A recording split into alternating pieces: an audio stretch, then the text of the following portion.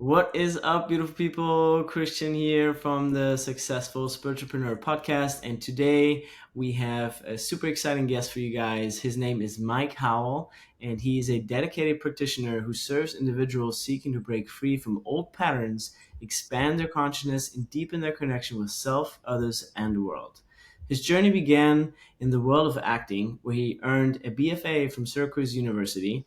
However, feeling unfulfilled in his role, Mike embarked on a transformative path guided by a trusted mentor towards a more fulfilling calling. His exploration into self improvement led him to core energetics, where he underwent extensive training, including a 2 year program in core revolution and a 4 year professional training at the Institute of Core Energetics in New York, followed by postgraduate studies in the Netherlands. Currently, Mike is writing his thesis, further deepening his expertise in the field, and Mike integrates various disciplines into his practice, including mindfulness, meditation, shamanism, fitness, wellness, and his background in acting. This diverse approach helps him to offer a unique and impactful therapeutic experience, guiding individuals towards a holistic and integrated sense of self. Mike's work is driven by the belief that life is a teacher, guiding us through varied experiences to where we are meant to be, helping his clients to come back home to themselves and live into their potential. Welcome to the show, Mike. Wow, that was so thorough. Thank you for that. Happy to be here. You're Happy to be with welcome. you. Always good to come prepared, and good to have you on the show today. And yeah, I just came back. I'm a little bit tired. I just came back from the World Tea Expo in Las Vegas, where That's I was hanging out fascinating. with some tea nerds. It was incredible. Tea is one of my passions. So apart from the web design and branding aspect, that I love to just like make love tangible with people in the digital space with Love Pixel Agency, right? I also love to bring that presence and the awareness into people's lives with tea, and actually have my own Mm. tea brand on Amazon and all kinds of Wow. funny thing ventures. Yeah, launched. So we can find you on Amazon. Where can we find you there? Yeah, so the brand is called One with Tea, One and with tea. All right, I'm going to check it out. yeah. And so, yeah, I mean, tea for me is a very special beverage because for me, I don't know, it's kind of like the everyday ayahuasca, if you can call it that. I don't know. It's hard. Like, not everybody has done ayahuasca. They can't really, even I haven't done ayahuasca yet. I'm going to do it this year in Mm. June. But I feel tea is such a sacred plant. And when I drink tea, the one thing I always look out for, or pretty much any substance that you kind of like consume, but especially with tea, what I look out for is kind of like the balance between divine masculine and divine feminine, right? Where is the tea? Is it too hot? Is it too cold? Is it too sweet? Is it too rough? Like, and usually at that point where the two meet is like, my God, what a great tea. All right, so what's your favorite tea? What has the perfect blend of the two? I mean, you can find that perfect blend in any individual tea category, I would say. Like Okay. that's right. But I would say my top two teas overall would be a Fukamushi Sencha, which is a deep steamed sencha, which sencha is a Wow. green tea for people who don't know sencha, Japanese green tea. And then my second favorite is an oolong tea. Mm. Um, That I've heard very, of. very, very balanced. Black tend to they're also great. They're a little bit more bolder than the oolongs. And the green, I just love this like grass vegetable. It's like you drink like I don't know, green grass life juice. It's incredible. So I like that life juice. That's good. yeah, it's so like I was at the tea expo yesterday and I had for breakfast I had a bagel and then had all day nothing until like 7 o'clock at night. I was just having tea and it's very nourishing. Like I feel there's a lot of you know health benefits and just like nourishing elements about tea that we forget. And it's funny because the brand that I have on Amazon actually the article got taken down like a couple months ago because I wrote about can prevent cancer and just like certain medical things, and they Sure. don't like that. They don't like that stuff. Yeah, no, no, no, no. So if you tell them there's alternatives to chemotherapy, they're just not. They're not a big fan. Yeah, turn that off. Not allowed. Silenced. Yeah, yeah. But tea's great. Tea's fantastic. So if you haven't explored tea yet, I can only invite you, and it's a wonderful beverage. All right. Well, I'm going to start with yours. So, Yay, great. All right, so let's jump into your personal history. And so, can you give us a little bit, a brief overview of your background, your highlight, and how did you, what makes you passionate about helping people with what you do? Yeah, I mean, I think that's a good question. And like, where to actually, what's the entry point there? I think the thing that makes me passionate about this is how this work has impacted my life. Um, I had a very clear moment where, I was in the acting world. I was, pounding the pavement, doing the thing, and it just like, it was painful. It was actually painful. And when I realized that I was just kind of re injuring myself over and over and over and over, I had this moment of like stop and was like, oh, I need to do something different. And I had been in therapy for a while, and there was just this like aha moment in the desert at Burning Man where I was like, oh, this is the thing I'm supposed to do. And really, it just kind of, once I aligned myself with that, everything else just kind of opened. So I decided to move towards it, and I left the acting world, like did not look back once. And another job presented itself to me that was kind of a bridge job and allowed me to really like pay for all of my schooling and save up to be able to like really be able to focus on school and building a practice. And so it's just like somehow being in alignment with myself, the doors just opened. Um, but yeah, I mean, I think the thing that drives me forward is my own experience through it all and feeling the transformation that I've gone through and continue to go through. It's not like there's an arrival point, you know. It's a continual process that I'm on, and I think that's part of, it's the journey. Yeah. Yeah, beautiful. And what was the specific insight at Burning Man that led you to say, I need to do things different? Was there a moment that you remember? Because I like Yeah, this. so the first time I went out there, I really got myself into just some very difficult situations with my then partner and a very close friend of mine, and just could not seem to like. Burning Man just brings up all your stuff, Mm. and I had this moment in the midst of all of that chaos of just this embodied sense of freedom. That's the best way I know how to explain it. And it was just like suddenly these blinders came off because like acting was the thing for me since second grade. Like I found it and like it was like this is the thing, this is what we're doing, and I just refused to take off those blinders. And so it was like a moment of like those getting taken off and the freedom of like, oh, there's so much more here. There's so much more here. And you talked about ayahuasca before, and that was a huge part of like psychedelics were a huge part of kind of that awakening for me. And initially it was like, this is what I want to do. I want to go towards psychedelic psychotherapy. And then, it kind of morphed and evolved and became this evolution with core energetics that I think, they still work together. There's still some sort of coming together of those two things, but um, yeah, that's the best way I know how to explain it. Like the blinders coming off and just this freedom. Beautiful. And like, how did you decide, or why did you decide that you want to like coach people, like from actor, right, which is very like outward facing, to like, oh, now I want to like help people heal from the inside, kind of thing. So how did that? Why coaching? Why not just, I don't know, like, what was the motivation there? I mean, I think really, I guess having my own experience as the actor, where it's all outward facing, like I'm constantly, or I should say, I was constantly seeking that validation from the outside. Like tell me I'm good enough, tell me I'm worthy, tell me, like trying to fill that from the outside. And this process has been one of realizing that like that's just never going to happen. Like that's just not what that is. Like those unmet childhood needs are never coming from the outside. It has to come from the inside. And so it's really like my own experience through that and going through the pain of that and coming out on the other side of something like that just draw me to, or drew me to, really like helping humanity. Do you know what I mean? Like I think that,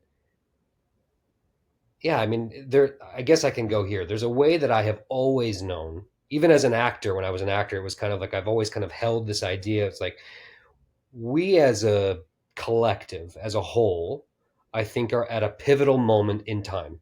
Like our consciousness is on the precipice of something. And I think, the last several years have been a very clear indication of that, in my opinion. And um, so once I made that pivot, it was like, this is a way that I can really affect change. Like putting people in touch with themselves, doing the healing work that they need to do so that they can be more, yeah, just connected to themselves. And then again, from that place, being able to face outward. And how are we going to help the world? How are we going to help the collective? You know what I mean? Yeah, We're in some danger. yeah. Yeah, I agree. It's time for us all to really step up and make those changes in our lives, and it oftentimes feels like we need to make these outward big impact, but it always starts within, right? Yeah, it has to. And so I think that's very honorable and beautiful and the right path, I guess, in my experience, right? If it's not Well, from within. yeah, it's like it's what's the alignment for you, right? Like it's not one size fits all. It's like what's your center, what's your alignment, and moving from that place and really connecting people to that place and then allowing them to go where they need to go. And so that alignment, is that part of, like, let's talk a little bit about core energetics. Is that part, like, is alignment part of core energy? Can you explain a little bit about core energetics for people who don't know, who are not familiar with the concept? Like, because you've done so much studying and education around it, I think a lot of people might not have heard of it. So can you explain a little bit what it is and then, dive a little bit into the concepts? Yeah, so I mean, the best way to kind of explain it is it's like body based psychotherapy meets spiritual development. So there's this whole trend now that everyone's like, the body keeps the score. Everyone knows about this, right? And so core has kind of been in this place that was like, the original lineage of body based psychotherapy. So that came from Reich, who was a student of Freud. And then it was through bioenergetics, which was Lowen and Parakis. And then Parakis went off and created core energetics. And so the concept is that really, like, through our very early ages, so like 0 in utero to maybe like 7, the wounding that's happening is actually being structured into your body. And we work with the energy that we call it, like to break through the actual physical blocks in the body to put you back in touch with feeling. Because oftentimes as kids, those types of feelings are so utterly overwhelming and they actually equate like death. It's like we cannot feel that. So we do everything in our power to shut that down. And you can actually see that happening in someone's body. And so we work with all sorts of different techniques to break through some of those blockages and reconnect people with the feeling, with themselves. And um, yeah, I mean, it's a process. It's a real process. How long would you say if somebody wanted to get into core energetics? What would be the process, or like what's the timeline on like getting into that kind of like work? Would you say, yeah, you can do stuff in a month or 3 months or 6 months? Of course, the longer, the more, of course, right? But like, if you get into it, do it at least for like what, 3 months, 6 months? What do you recommend? I mean, it's a real therapeutic container. So, I mean, I think that like to really see lasting change and transformation, you're probably looking at a couple years, Wow. truthfully. I mean, I think you will see effects very quickly because it is going towards the body. It's not just talking about the problem and going in circles. But I mean, I've been at this for, I think, 11 years at this point. And it's like there's constantly something else, there's constantly something deeper, you know? And I guess it's really kind of where the person, like, how deep they want to go. It's not like you have to go to the very bottom, and dredge it all up. You really don't. But um, yeah, it kind of depends on the process, I would say. Yeah. So. I'm always a fan of just making things tangible for Mm, people, right? So sometimes, like from my point of view, like I help people coach their, like, online strategy and business and yada yada. So is there anything we can do in this podcast that could be a little example of the work, like where you could coach me, or you could, like, just like, is there something like that, or you saying that we need just kind of like really a deep container? Is there a little fun exercise that we could do that people mm. could just get the feel of what core energy is, or like ask questions, just like maybe a little 5-10 minutes, like, because I'm happy to dive into things. Yeah, I mean, I think the way, that's a good question. Is there a way that we could actually do that? I mean, I don't think so, unless you want to like dive into personal history stuff. Yeah, Uh, let's see how far we come in like 5-10 minutes, right? And then, right, let's I mean, just, well, yeah. how about we start with this? Hmm. Like, bring your awareness to your breath. Don't change anything. Hmm. Just feel how it's moving in your body.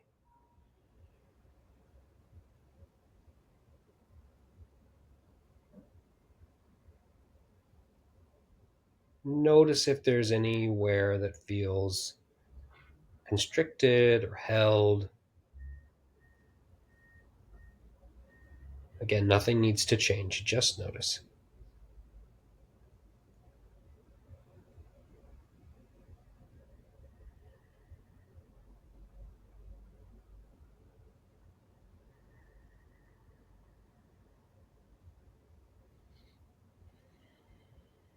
And as you're here breathing, what sensations are you aware of in your body?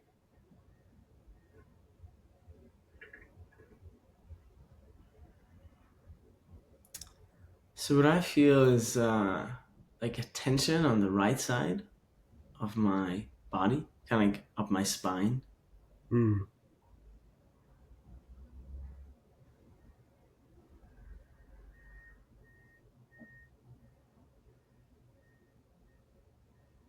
Anything on the left?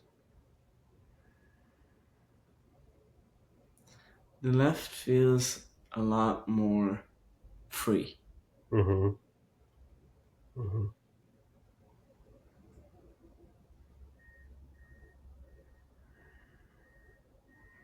Yeah. And what do you notice about your breath?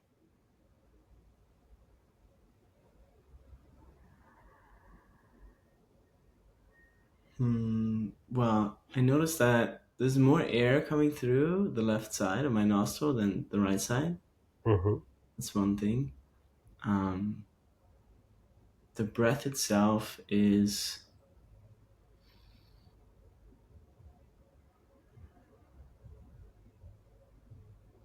feels a little shallow.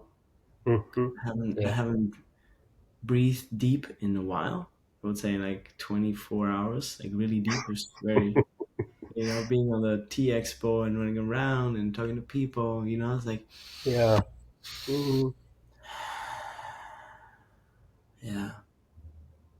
Yeah. So from here, if we were in person, Hmm. I might put you on what we call the roller to bring awareness to your diaphragm because there's probably some tension there. Oftentimes, the first way um, that we try to lessen feeling is to lessen our breathing. Um, and then I would eventually come back to that right side of your body, like you feeling the right side, like the tension in your right spine. And depending on our relationship and how far we've gone into moving energy, I might ask you to try to move something from that place. We may hit, we may kick, we may, I mean, there's a variety of different things. And then from that place, try to understand like what comes up, right? Like, is there something there? Like, is that bringing images up? Is that bringing like some sort of history up? That's one way in to kind of come in from the body. The other way is to really bring in a specific topic, like something that's happening in your life or something that's been with you that feels unresolved in some way, and then from that place using that issue, taking it into the body and trying to move through it. So there's a million different ways it can happen. And part of the beauty of the work is the creativity that's available in it. Hmm. Yeah. Um, when I was living in Bali as a digital nomad, before I got married, have a child, kind of like settled in the US, I met a person who was talking about how different sides and different parts of the body have like just different functions. Can you speak a little bit to that? For example, like what I've heard, for example, I don't know if it's like 100% true, but it makes sense. Like, for example, the right side is kind of like the masculine side, and the left side is the feminine side. Like, is that something you can confirm, or is there any other pinpoints that you can, I guess, yeah. Uh, Yeah, that's not really something that uh, they've not really like distilled that in core, but that's always been my understanding of it. That the right side tends to be more masculine, more active, more forward moving, whereas the left side tends to be more receptive, more passive, more feminine. But it's not something that I learned through my training. That's something that's just kind of been with me. hmm, good. All right. Okay. So, let's go back to a little bit to your moment, like with the where you changed to make your decision from burning to like change your career and change your life. Like, can you share like any initial challenges that you faced, or like how did you kind of like bridge that the old to new life? Yeah, I mean, there were a lot of challenges kind of along the way. I think a lot of social contracts that I created in the sense of, relationship dynamics that were kind of from this old place. I had to do a lot of shifting. And with that, um, there's a lot that happens when people expect you to show up a certain way. And so there were things that ended, things that shifted, things that changed. Um, I think that's really kind of a part of anyone's like real journey towards themselves. I think that that's something someone will run into. Um, the the job that I ended up taking uh, was not a easy job. I ended up managing a wealthy family's estate because while I was acting, I catered. It was the way I made the bulk of my money, and so I knew kind of how to operate in some of those uh, wealthier homes, let's say. And I mean, it was a very, very awesome experience and really gave me so much opportunity. But there was lots of struggles in terms of like, can I actually do this? Like, my life was not my own for a period of time. Hmm. And I had to just kind of hold the vision of like, this is the thing I'm moving towards. This is what it's about. And ultimately that really paid off and it was the right decision, but it was tough for a little while. Yeah, good. Yeah, I mean, when we go through a rebirth or a recalibration, there's always some resistance that we face. And Hmm. so my next question would be about like when did you start thinking about creating an online presence with your business, and Not how till very far? recently. Yeah. Yeah, and how far were you into, like, I would say the process, or how many years, or the kind of, yeah, tell us a little bit about that. Like, when did you actually start? Yeah, I think it's time for a website and being present and being offering this, like, publicly. Yeah, so once I graduated and really kind of started to build my practice, like the question I always got on intro calls was like, do you have a website? And I was like, no, I don't. Um, and so, I poked around and, some websites are just bad, like they're just bad. And, I have a little bit of tech savvy, but not enough to be able to like put something together that I would think would be, uh, you know, that would look decent. And so I finally got to this place where I was like, okay, like I need to, this needs to happen. This feels like it's kind of like um, a marker along the way. And that was recent, you know, I would say it was in the last 6 months that that really happened for me.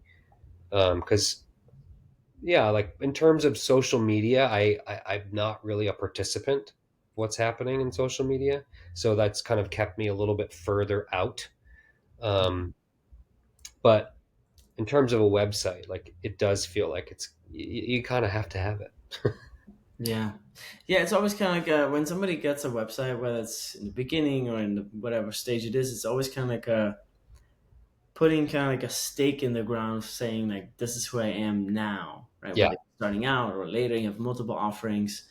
Um, but yeah, it's always like an energetic, like anchoring feel. Yeah, that's a good way to put it. Yeah, there's definitely something energetic about it. Yeah, yeah. That's why I mean that's why I love working with people who do that, right? Because we bring their vision, their something that they've decided they actually want to do as a website, right? That means just they really are committed to whatever it is they're going to put on there, right? Yeah. Because it takes time, it takes energy, it takes money often if you don't do it yourself. In the beginning, oftentimes, you do it yourself. Um, but yeah, it's a beautiful expression, and I think that's how the message spreads, right? Mhm. Yeah, exactly. It's a way for people to find you. Yeah, great. So are you looking into creating some more social content, or you plan on staying kind of like offline? Like, how do you think of generating traffic or visitors, or how do you get your clients? Yeah, so I, at this point, am not planning to create content for social media. Therapy and social media to me don't mix super well, at least in the way that I've been able to conceptualize it. That's not to say that maybe there's something else down the road, but um, a lot of the way that I have found to kind of create engagement is through community.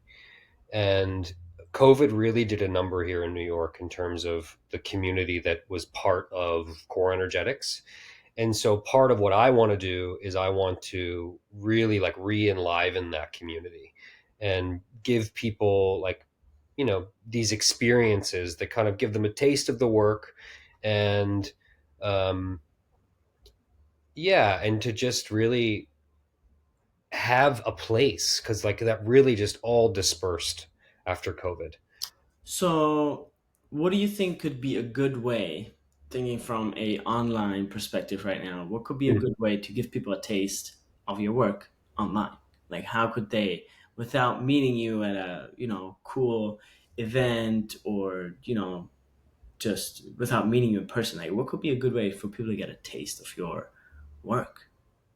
Yeah, there may be like I mean, body work is a big part of core, and so possibly doing some sort of Zoom meeting where we do like a 45-minute body work session, Mhm. and just kind of invite people to share a little bit afterwards. Just Is there anything you can offer that people can do themselves, where you can like instruct them, or mm, I'm thinking kind of like, muscle testing or whatever.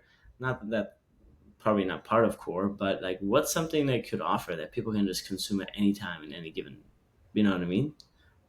I'm just thinking, yeah, there may be at some point merit in putting together some sort of course that kind of talks about some of the like there are these definite tenets that we use in core, um, and to kind of give people a bit of psychoeducation around all these different things like that could be a way, and that could really kind of be self-paced and people could really just dive in at their leisure. yeah, I think that's gonna be a really good offering, right? Just because I think it's an offering that a lot of people don't really know what it's about.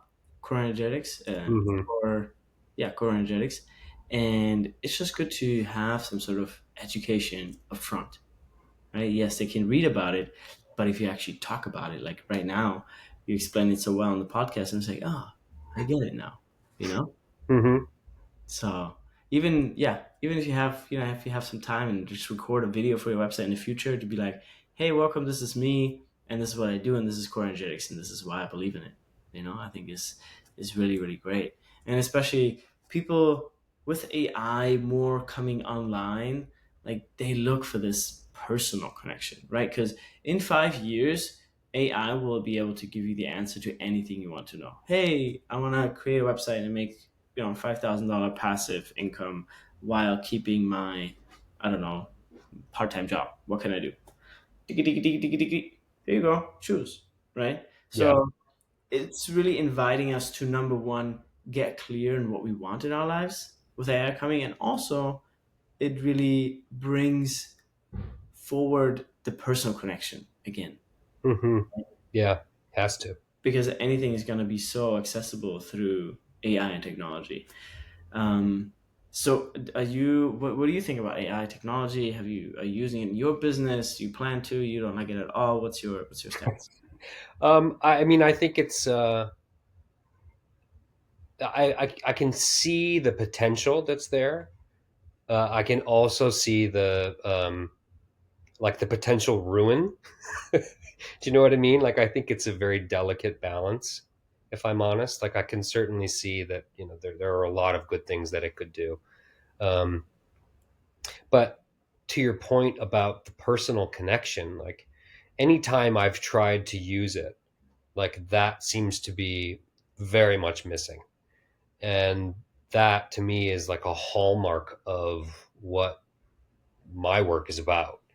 That personal connection and being in the room with people, being connected. Um, and so, yeah, I mean, that feels like it's kind of taking us further away from that. So I guess my inclination at this point is to, you know, not go towards it. Got it. Yeah. Um, yeah, we use it quite a bit in our agency. I think it's been super helpful for some things, but others are just like, yeah, it doesn't have that like that finesse with branding and emotions and like feeling into something that we Mhm. humans have yet. I'm pretty sure it's gonna get there. Um, but yeah, and you mentioned in the beginning of the podcast that you say that we live in dire times. A lot of things is many things are happening. There's a big restructuring. Like, what do you think is coming for humanity? Yeah, that's a tough question. What's actually coming? I don't know. I have no idea. What do you think? But yeah, I mean, there are.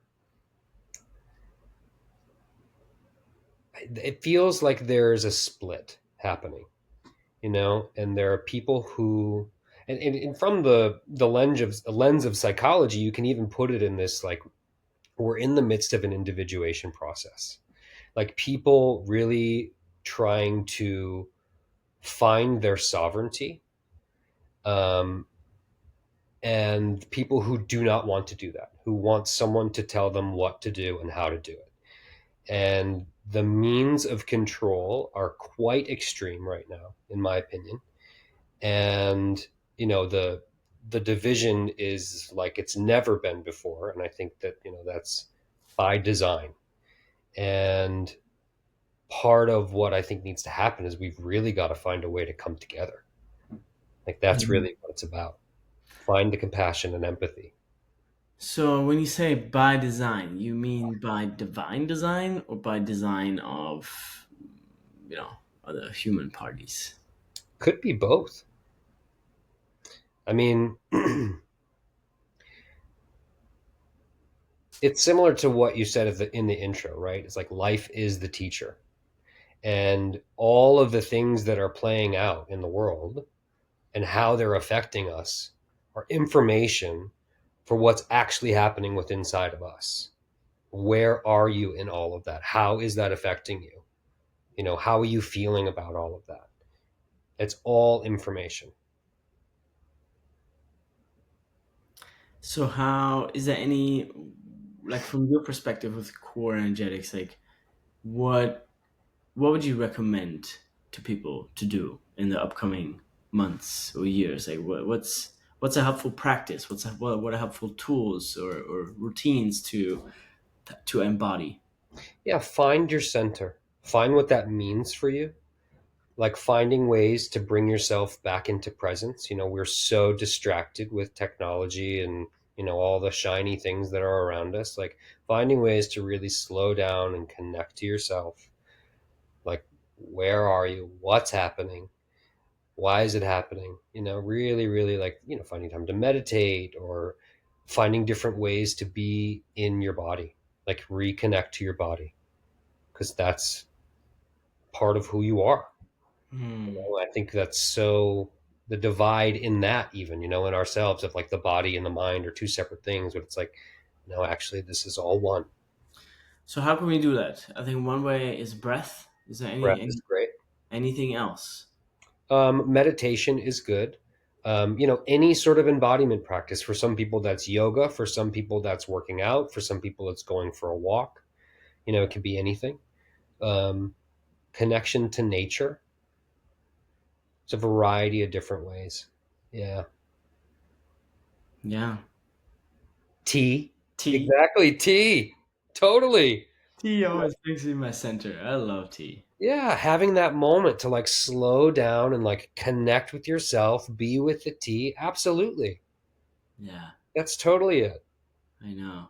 Yeah, tea is great. I feel like oftentimes, like when you're tired, tea picks you up, and then also like when you're like lethargic, and it's just like it supports you either way, or kind of like it balances you out because it has both sides. It has Mm, that like feminine slowing down, and also has that masculine, a little bit, moving on, being alive. hmm It's yeah. I'm happy we talked about that. Um, It fits so perfect. yeah, so for any like new spiritual entrepreneurs or people who are starting out with their business and who have like a vision like you had and kind of like want to change your life, is there any like advice you would give them, or any like, yeah, do you have any tips for them, what to do, how to think, what to be? I mean, I think it's literally what we just said. It's like you've got to hold on to your center. Like it has to move from that place. And trusting that when you move from there and you're in alignment, everything else is going to happen. Like it's not your job to know the how. Hmm. Beautiful. I think that's really deep, because a lot of times what we are interested in this superficial, kind of like social media website world is like, what's the how can it, what's the next Instagram hack or tactic or Hmm so it's really beautiful to know that when, and this is like what you see across content too, like people who are just in their center and authentic, like their content does so much better than a scripted piece of this is how you do it kind of thing. I Right. saw this guy on Instagram um, the other day, and he just literally, so he has this like big belly, and it's really big, you know. And all he does is like he stands there and he shakes his belly, and it just wobbles, and he puts a soundtrack to the wobble. And he does different things. He like eats while he does it with the music. I mean, it's ridiculous. The stuff, Okay. like the stuff, the content that really works is just so authentic. Yeah. You know what I mean? So I think that's a beautiful testament to that. You Um, have to look for that. it's hilarious. I don't know his name. I forgot. But it's just like a real. I can't gonna say this is fucking hilarious. The way like millions of views. Every video, this guy has 5 million views. He goes to a restaurant. He eats ice cream. Okay. Yeah, he's in his center. You know what I mean? Absolutely. Um, Maybe one day off center. Who knows? I don't know. We'll see where he goes. That guy. So, all right. So, any kind of closing remarks for this podcast, since we're nearing the end of this episode? Like, is there any closing remarks, tips, or thoughts you'd like to share with our listeners?